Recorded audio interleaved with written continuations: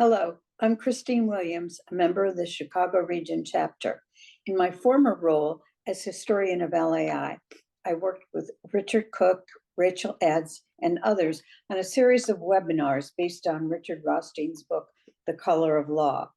We picked up on themes of the book that showed how laws and policies in the United States have been used to create and perpetuate structural inequities. These previous webinars are available through the LAI website. Today's presentation will be added to the website shortly. The roots of redlining through appraisal practices can be linked to some of LAI's most distinguished early leaders, including Richard T. Ely and Homer Hoyt. We are attempting to recognize that land use economics, the purpose of LAI, has an often troubled history. We thank the Land Economics Foundation of LAI in particular for supporting this exploration. LAI's series on appraisal practices has already highlighted academic research on appraisal bias, and we heard from a senior official of the Appraisal Foundation.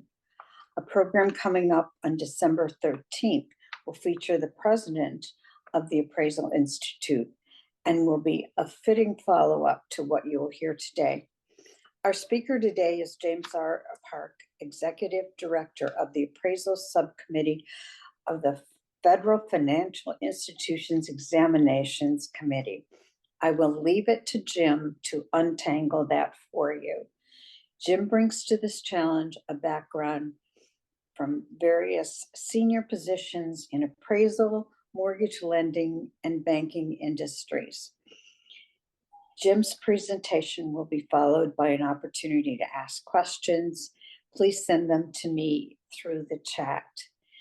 Thank you, Jim, for joining us today. Okay.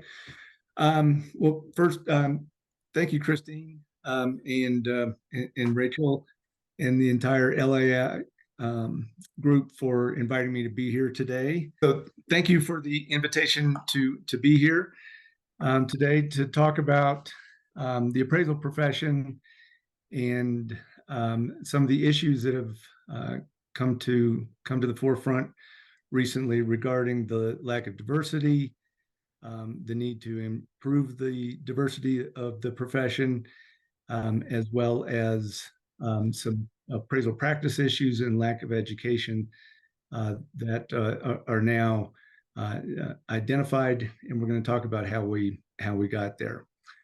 So first, I'm going to give you a little background on the Appraisal Subcommittee. I think you're well versed on the history of redlining, so probably no reason to spend a whole lot of time there.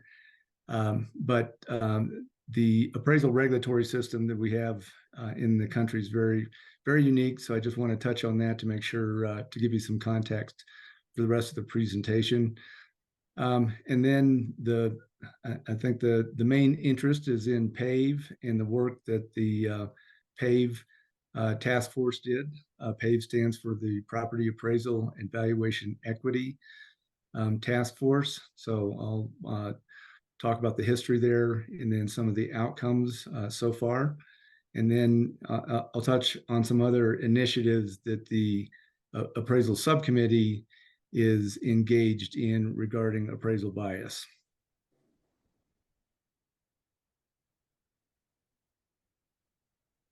So the history of appraisal regulation goes back to the 1980s. During the S&L crisis, it was identified that faulty appraisals were given a lot of the blame for the severity of the crisis. Congress decided that appraisers needed to be regulated. So in 1989, they passed the Financial Institutions Reform, Recovery, and Enforcement Act, otherwise known as FIREA, and that addressed a lot of banking and financial issues, but Title 11 of that act established the appraisal regulatory system.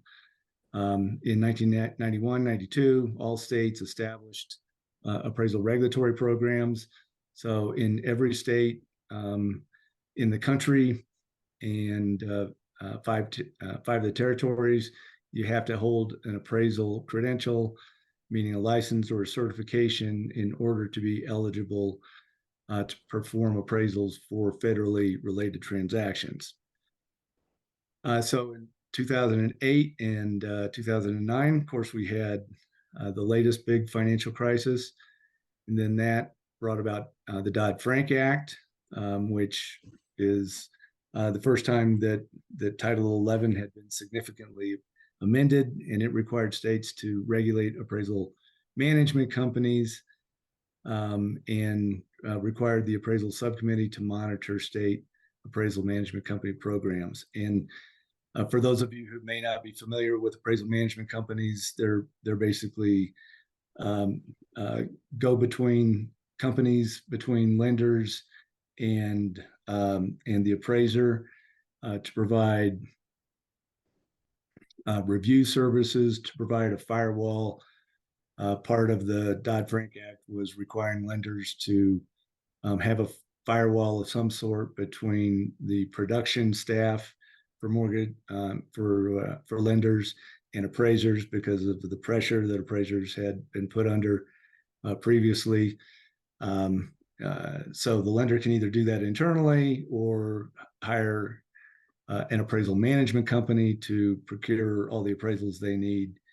And the easier and cheaper way for lenders to go generally is to hire an AMC. So that business has grown significantly, and Congress decided that they needed to be regulated as well.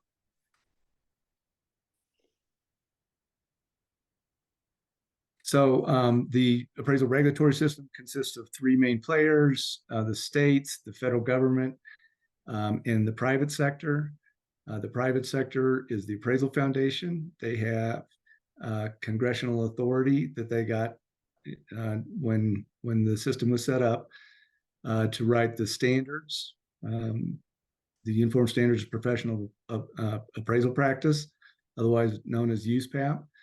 The Appraisal Standards Board writes USPAP, and then the qualification criteria are written by the AQB, or the Appraiser Qualifications Board. So there are federal requirements in terms of how much education you have to have, what type of education, what type of experience. There's an approved examination that they have authority over. So they establish what the federal minimum requirements are to become a licensed or certified appraiser. And then the states are the ones that put those requirements into play. They're the ones that have the programs, like most occupational licensing systems. They're the ones that have the programs that interface with the appraisers, hand out the licenses, discipline appraisers who aren't following standards, and so forth. And then the federal government participation in this is through the Appraisal Subcommittee, and we provide both oversight and support. So we perform compliance reviews of the state programs at least once every 2 years. And then we have monitoring and reviewing authority over the Appraisal Foundation. We also have a grant program that is available to both the Appraisal Foundation in the states.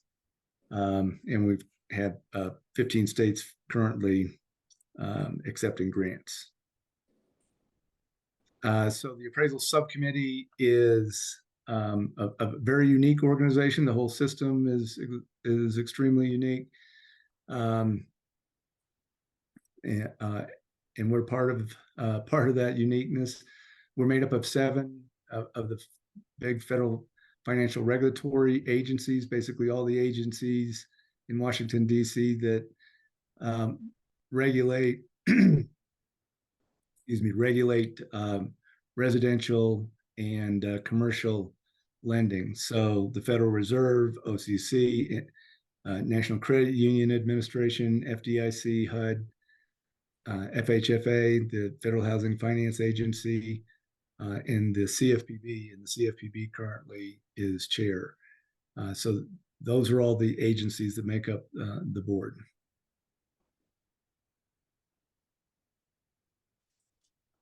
our core responsibilities, oversight of the states. I mentioned these, monitor and review the appraisal foundation. We have national registries that appraisers and AMCs have to be part of in order to practice, to do appraisals for federally related transactions. We provide grants, and that covers it. So in 2021, we started, the appraisal subcommittee started getting reports of, well, the whole country was getting reports through the media about a Black family would get have an appraisal completed for a mortgage loan. The appraisal would come out lower than they anticipated, and so they would get another appraisal. In the meantime, they would what is referred to as whitewashing the home, leave no appearance that a Black family lived there. Another appraisal would be done, and lo and behold, the appraisal would come out significantly higher. This got a lot of national press, got the attention of the appraisal subcommittee. We also learned that the property appraiser, now this is combined appraisers and tax assessors, but in the aggregate, they're at that time the widest profession that the Bureau of Labor Statistics tracks, with 96.5% being white, only about 30% being women, and just did not in any way, shape, or form mirror the public that appraisers and assessors serve. So that got the attention of the subcommittee, and there was already concern that had been started back with the Biden administration during the campaign.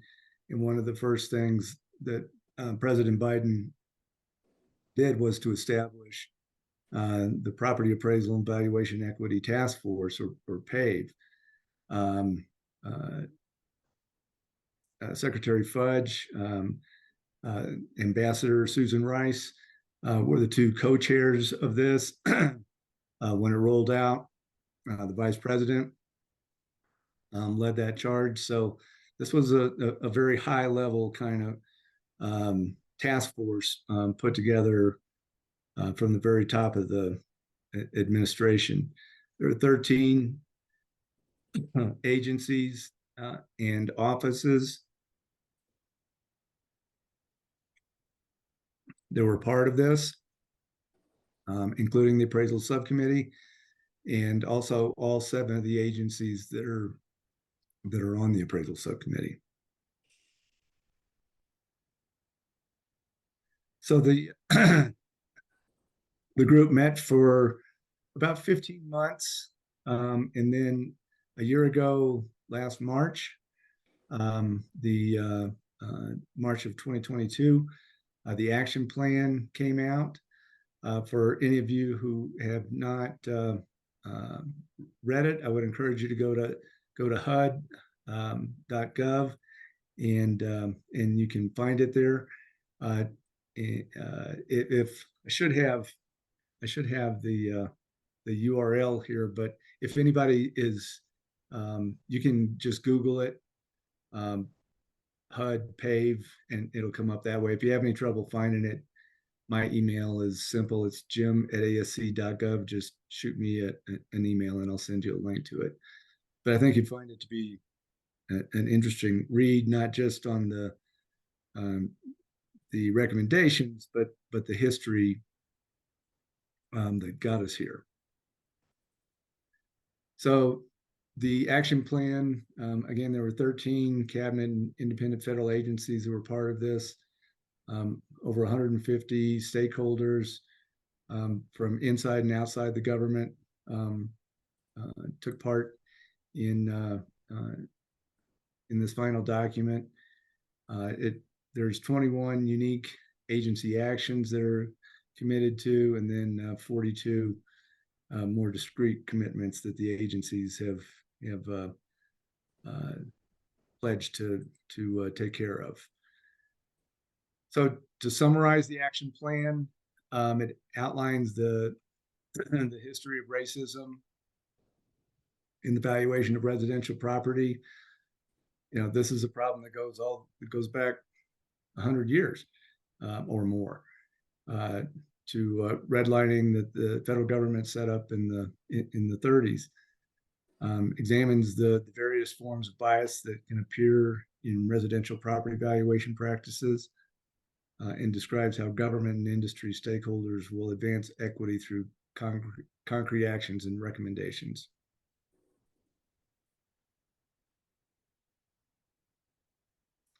Six key things that that came out of it: making the appraisal industry more accountable.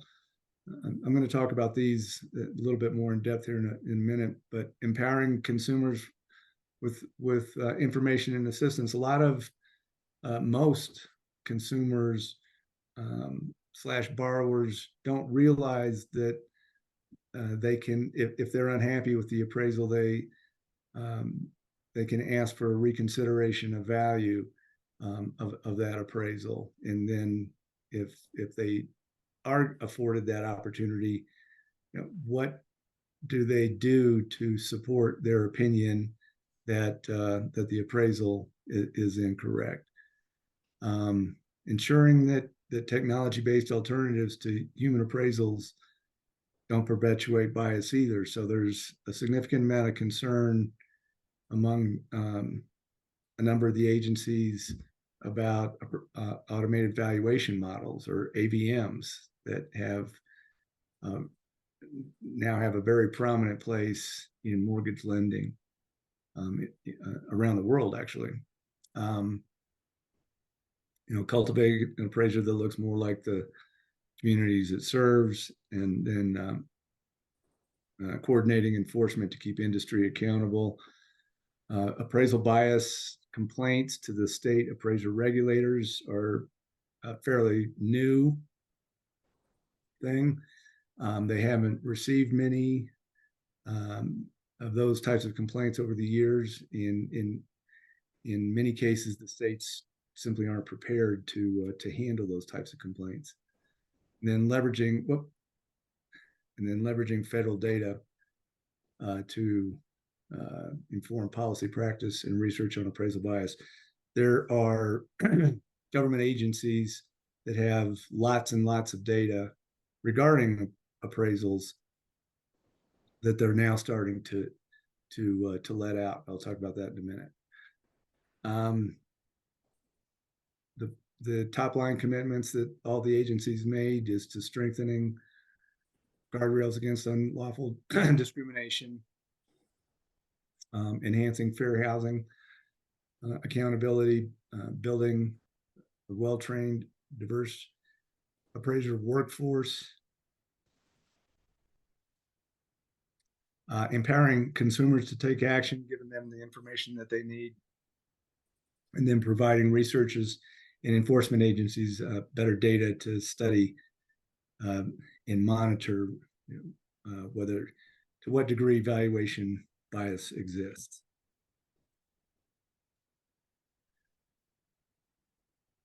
So some of the wins and accomplishments of the task force: the DOJ Department of Justice has issued a statement of interest.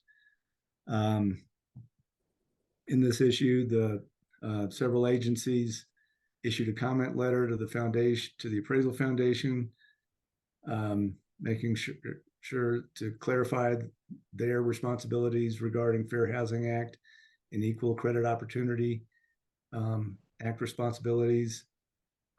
We at the Appraisal Subcommittee conducted and released an independent review of USPAP and the qualification criteria to ensure that they don't systematize bias in any way.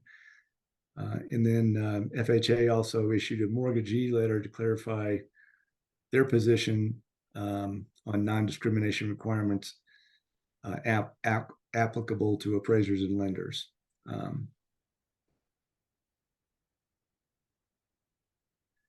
So several of the takeaways at this point from PAVE, there's still work going on the task force.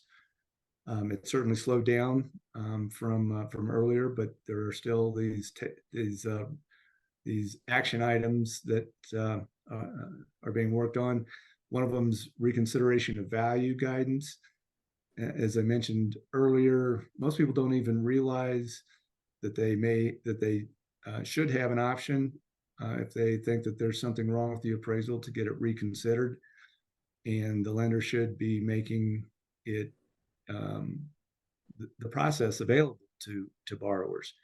And a lot of times, if most times that doesn't happen, so the banking agencies and others are starting to weigh in on that now. There has been guidance proposed in the Federal Register. The comments closed, and the agencies are considering that those comments now. I'm not sure when they'll have a final set of guidance coming out. They've also put out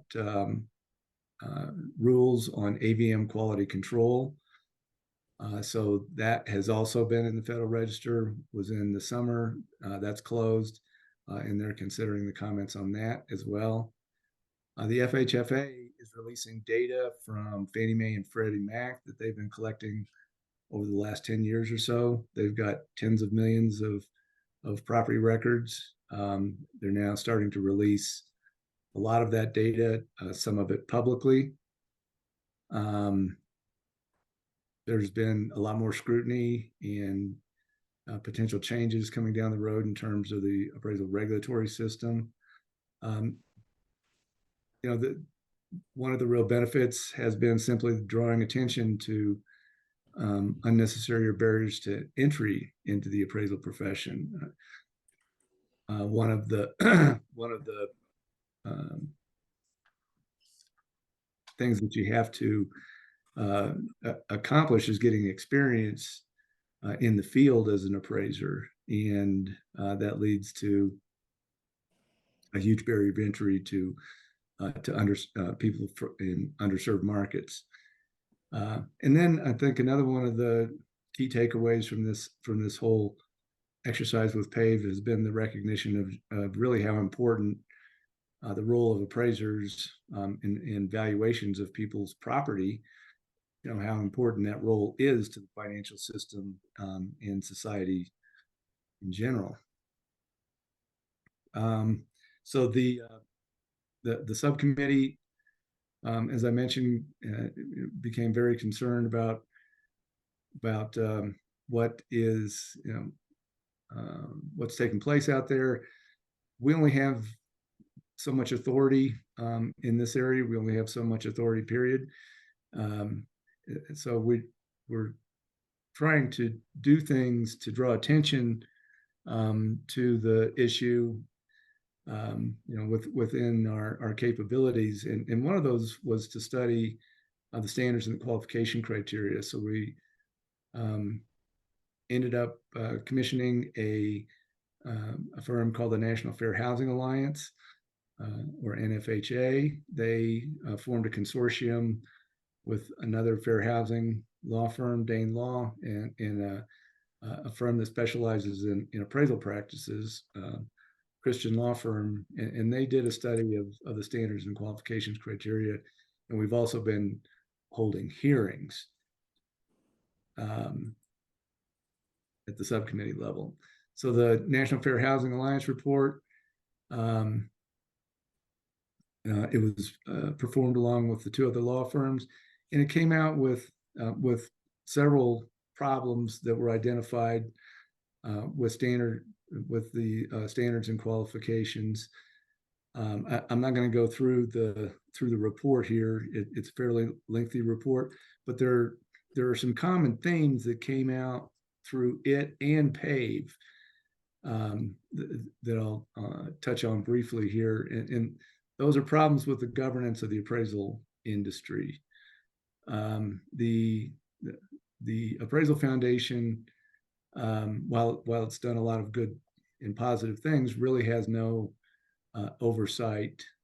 We can only monitor and review them. We have no other way to exercise any enforcement authority or oversight over the foundation. So whether it's a subcommittee or whoever, there really needs to be an oversight over that important organization.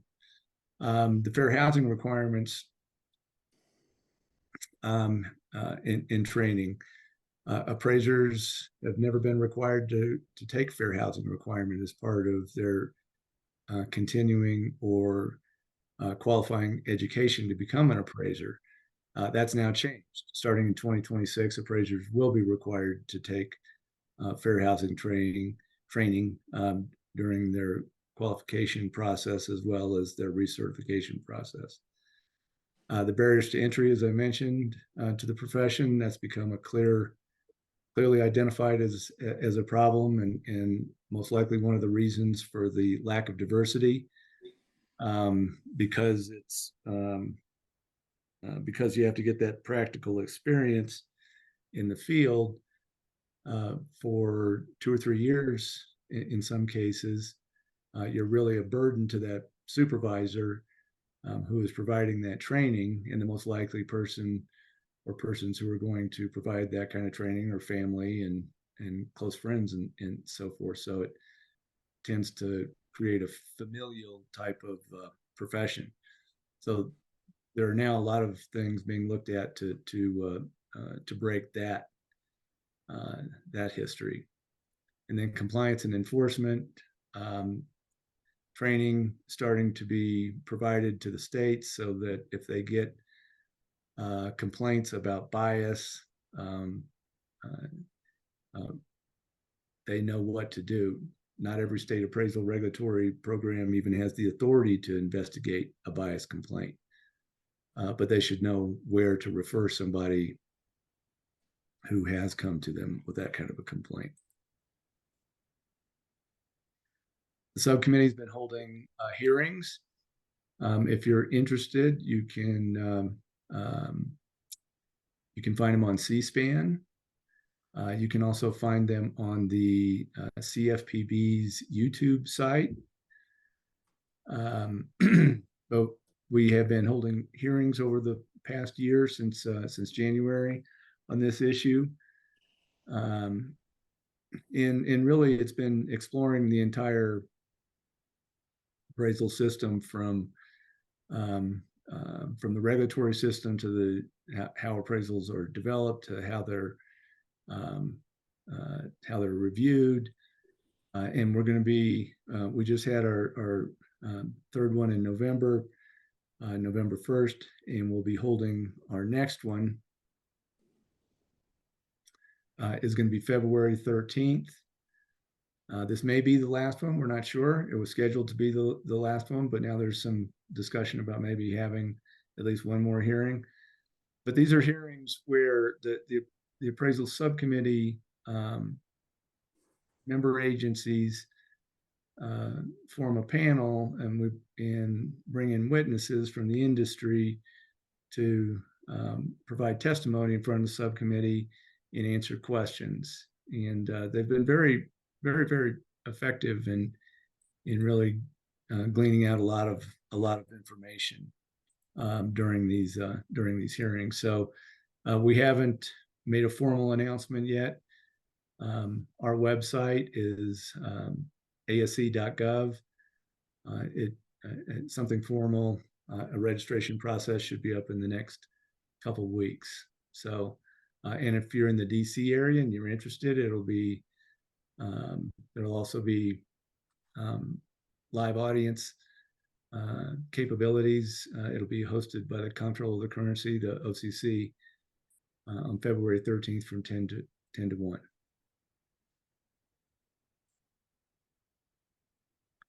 So I just wanted to end with something a little positive here. So as I said, the 2020 Bureau of Labor Statistics reported Yep, that's a typo. It should be 96.5% appraisers are white and 70% are male.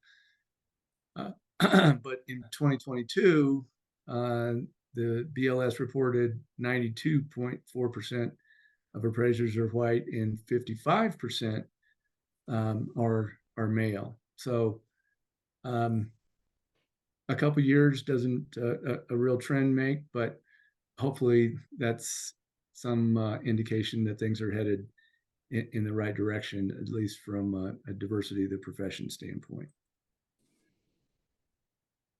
This is my contact information. Please feel free to reach out any way you'd like. I'm more than happy to answer any questions or chat with you about any of these topics as I can. So I apologize for the technical difficulties at the beginning. Well, thank you, Jim. And I think technical difficulties can be edited out when it's posted on YouTube, so not to worry. Okay. I'm going to start with a question that was posed by Chris Deutsch from our New York chapter.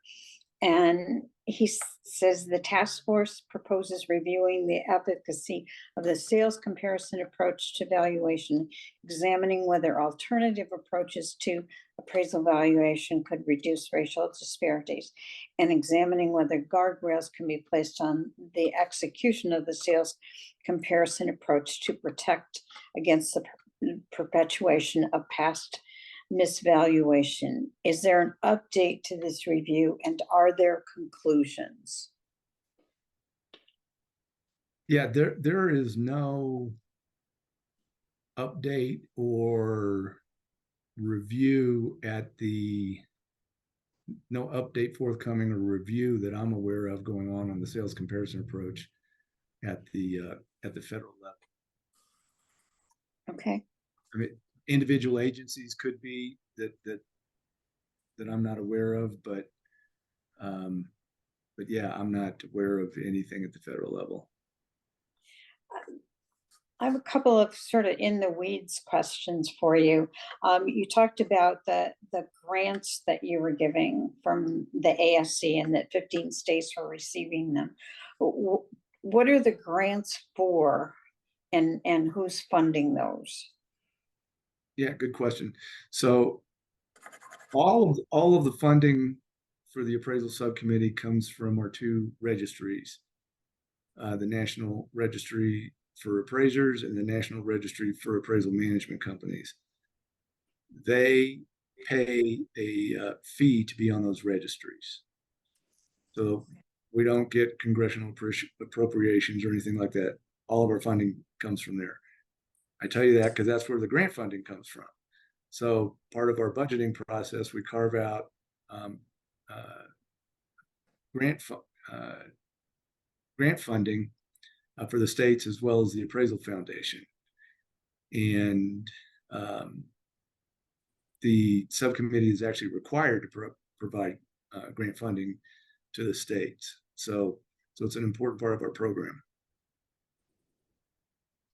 Okay, but it goes directly to the state for their work. Okay. Yeah, and it has to be.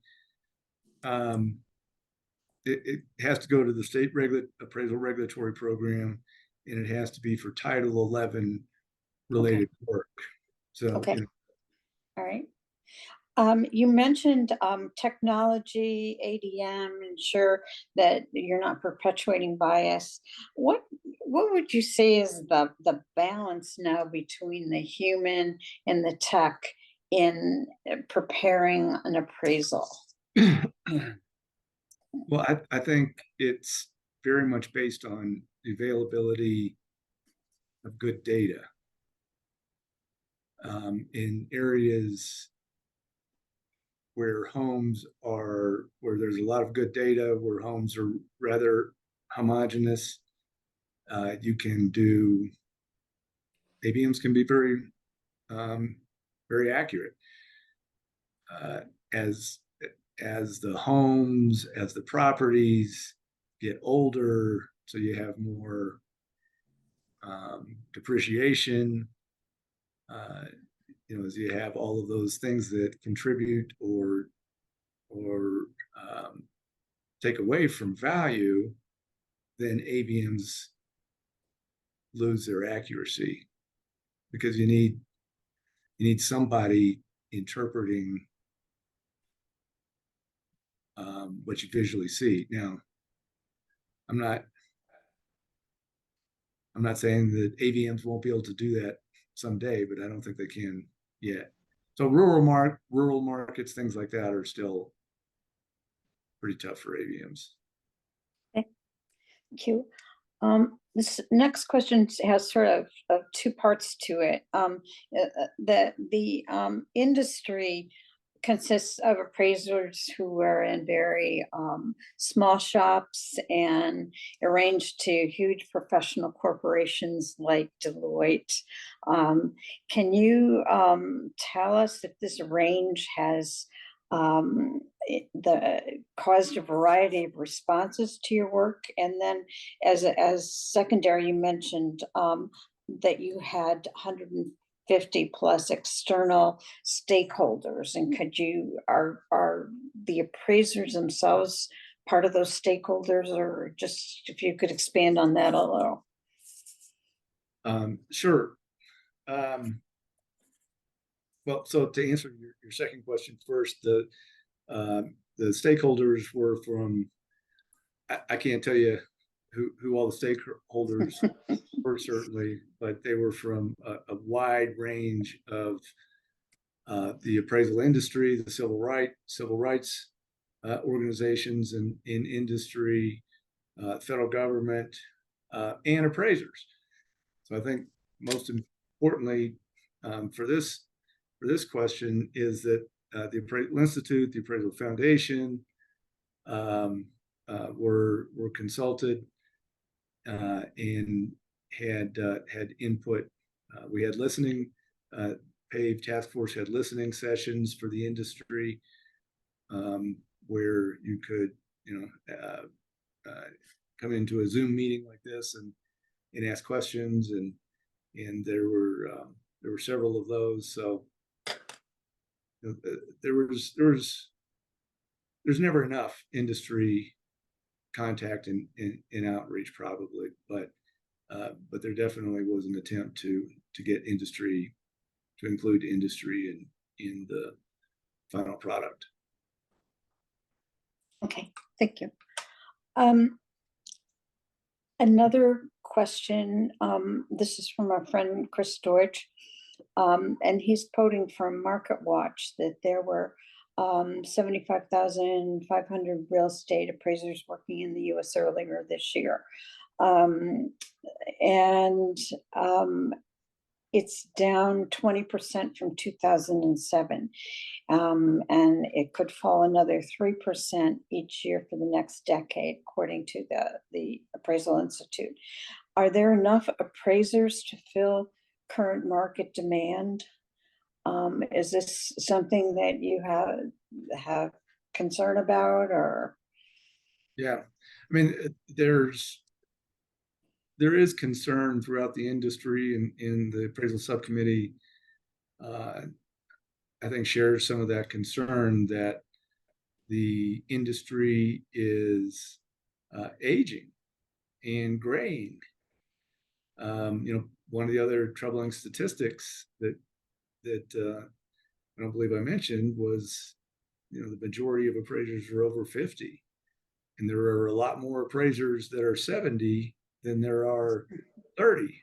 So so there are concerns by a wide array of folks about what's this going to look like in 5 or 10 years. I mean, are we approaching a cliff here where a lot of people are going to decide to retire, and all of a sudden we really have a shortage?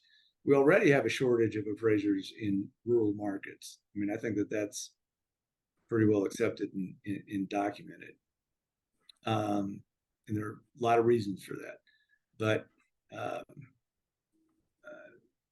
there seems to be very there are not a whole lot of people coming into the business. How do appraisal fees impact that? And was that part of your thinking in the whole strategy? Well, appraisal fees, that's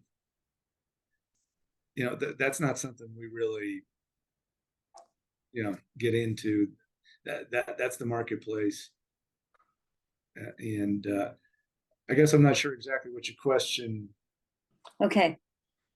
That part of the attractiveness of being an appraiser is Oh, it's the money you can make?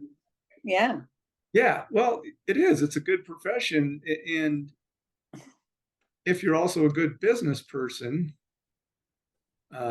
which sometimes is hard to be, you you can make a very good living as an appraiser. But there's a lot of things that you have to do, in my opinion, to make sure you've got a diverse enough client pool and things like that to have a good business. But it is a good business. It really is. Okay. I am seeing some other questions pop up that I don't seem to be able to get to. Oh, here we go. Sorry. What type of training and education is required to qualify as an appraiser? And I guess I would also ask, how that might change. And someone separately has asked whether the state systems would be affected. So can you comment on any of that? Yeah, well, so to become an appraiser, it depends on what level. There's 3 levels of credentialing or licensure, small L. There's a licensed residential, which is the lowest level, certified residential, and then certified general, which is what you want to get if you want to be a commercial appraiser. So there are education requirements. There are core education requirements that you have to take around, basic appraisal practice and, all of the appraisal practice things that you have to understand to pass the exam and to be an appraiser. There's also right now, depending on the licensure level, some college education requirements. To be a certified general, you have to have a 4-year bachelor's degree. To be a certified residential, I'll spare you all the details. There are several different ways, but most of them include some college coursework in specific areas. Passing the CLEP exams is another option. So there are different ways around it, but and then the licensed residential being the lowest doesn't require any college coursework.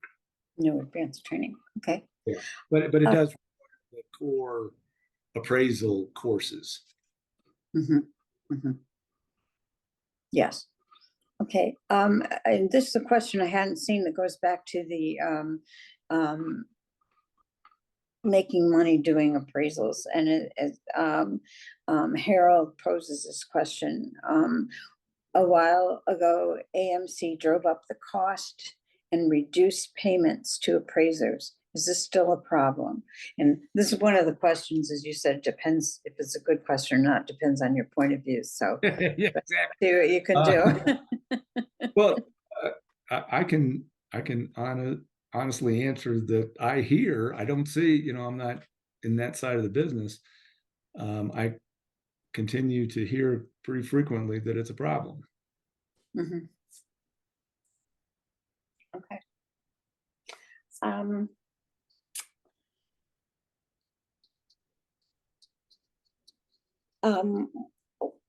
you think in as you reach out to minorities, have you developed partners to do that with, or whose hands is that in, kind of, to do that?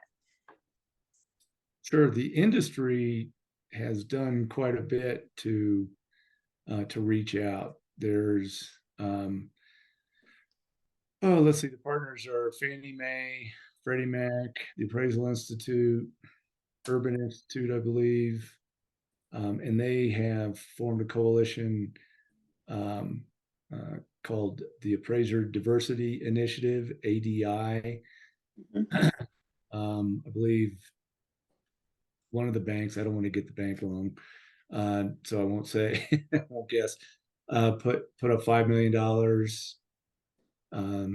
towards this initiative, and it's to bring underserved markets into the profession and show them. Frankly, a lot of people, not just underserved markets, a lot of people in general don't even know that the appraisal profession exists. So, just introducing them to the fact that it's out there. It is a job that you can, you can make pretty good money, particularly if you have a business and you have other people working for you and things like that. Mhm. But Well, as you there's also said before, a lot of these. well, Go there's ahead. the ADI, and then Wells Fargo also put out they've got a big initiative where they put up several $1 million. So there's those Bureau of Labor Statistics numbers, along with some of the other things that we're surfacing, I think really got to people in the banks and others in the profession realize that there's one thing we should be able to control to some degree is how you get into the profession. And that doesn't mean lowering the barriers or anything like that. It means making sure that they're appropriate for the job, for the license that person wants to hold. So, Okay. Have This is a question from one of our members who's in the assessor's recorder's office in her community. Have there been substantive studies or writings that have determined why there are discrepancies when a property is whitewashed versus when it is not? no, not that I'm aware of. Okay, I haven't heard of any either. And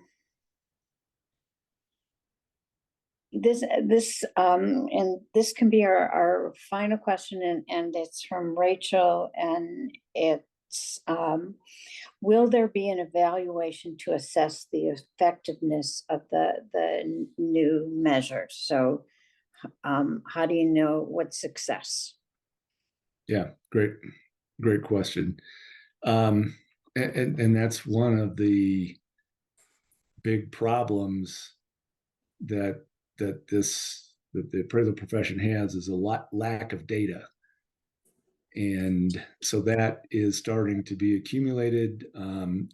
We are working on a census survey of the profession to get a baseline, because 5 years from now, we want to be able to look back and hopefully say, hey, look, the number of the diversity in the profession has increased, X, but you got to have that starting number to know. So we're working on that. The Appraisal Foundation has done, a couple of years ago, they did a survey and got similar results, little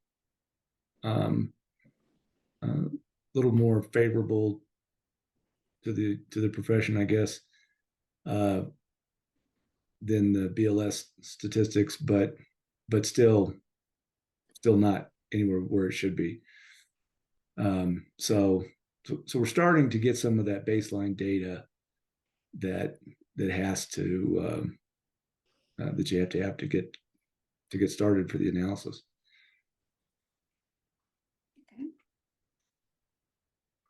All right.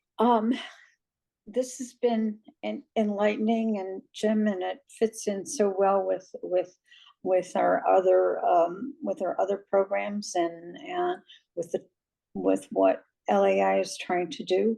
Well, So happy Friday, everybody.